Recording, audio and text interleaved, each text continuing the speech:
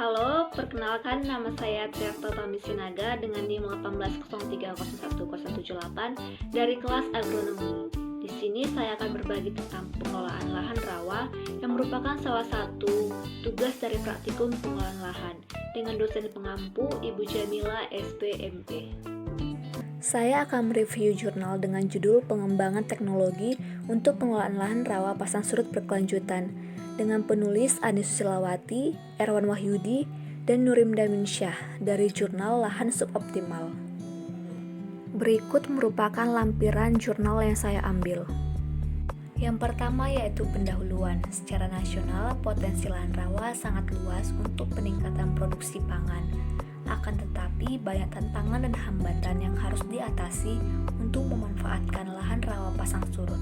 Rendahnya produktivitas lahan disinyalir terjadi karena degradasi kesuburan tanah, pengelolaan air yang belum optimal, indeks pertanaman yang rendah, penataan lahan, pemilihan komoditas dan varietas yang tidak tepat, model pertanian yang diterapkan belum sempurna.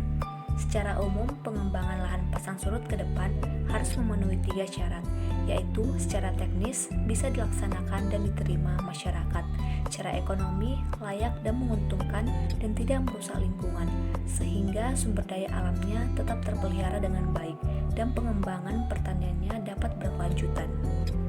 Potensi dan sebaran lahan pasang surut di Indonesia. Lahan rawa pasang surut di Indonesia tersebar di Sumatera, Kalimantan, Sulawesi, dan Papua. Tabel 1 terlampir perkiraan luas lahan rawa pasang surut di Indonesia. Lahan pasang surut mempunyai potensi untuk pengembangan komoditas pertanian dan perkebunan. Potensi lahan ditentukan oleh aspek hidrologi, tanah, dan teknologi yang digunakan. Lahan pasang surut juga berpotensi untuk pengembangan perikanan seperti tambak dan keramba, dan ternak seperti ayam, itik, sapi, dan kambing. Lahan rawa pasang surut yang luas dan masih banyak lahan potensial yang belum dibuka dapat dijadikan alternatif penanganan beras nasional melalui peningkatan produktivitas. Strategi pengembangan teknologi untuk pengelolaan lahan pasang surut. Untuk tetap menjaga kelestarian lingkungan, maka pengembangan lahan pasang surut harus diarahkan seperti tinggi muka air di saluran harus dipertahankan agar selalu berada di atas lapisan pirit dan lapisan gambut. Merawat dan mempertahankan fungsi bangunan air yang telah dibangun untuk mempertahankan kinerja pengelolaan air pada tinggi muka air dalam saluran yang aman. Kemudian saluran drainase dibuat tidak terlalu dalam dari semestinya. Kemudian difokuskan pada lahan-lahan yang sudah dibuka dan mempunyai tingkat produktivitas sedang dan tinggi.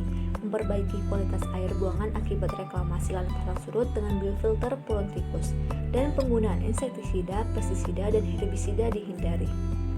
Berbagai teknologi unggulan di lahan rawa yang telah dihasilkan yaitu penataan lahan, pengelolaan air, pengelolaan tanaman, pengelolaan bahan ameliorasi dan hara, serta pengendalian gulma. Penggunaan amelioran antara lain berupa kapur seperti kalsit, dolomit, dan kapur oksida, garam, sekam padi, labu serbuk, kayu gergaji, biomasa gulma, dan limbah pertanian. Sedangkan pengelolaan hara dengan cara pemberian pupuk hayati, pupuk NP dan K.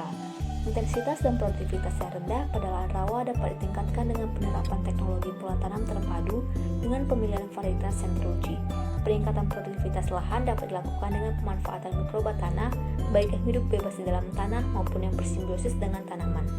Selanjutnya, pengaturan tata air bukan hanya untuk mengurangi atau menambah ketersediaan air, melainkan juga untuk mengurangi kemasaman tanah, mencegah pemasaman tanah akibat teroksidasinya lapisan pirit, mencegah bahaya salinitas, bahaya banjir, dan mencuci zat beracun yang terakumulasi di zona perakaran tanaman.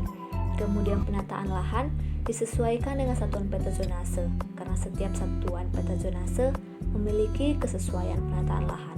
Hal ini menjadi sangat penting agar penataan lahan yang dibuat tidak memunculkan masalah, serta pemilihan varietas disesuaikan dengan permasalahan lahan pada masing-masing zonase, potensi hasil, dan prospek pemasaran.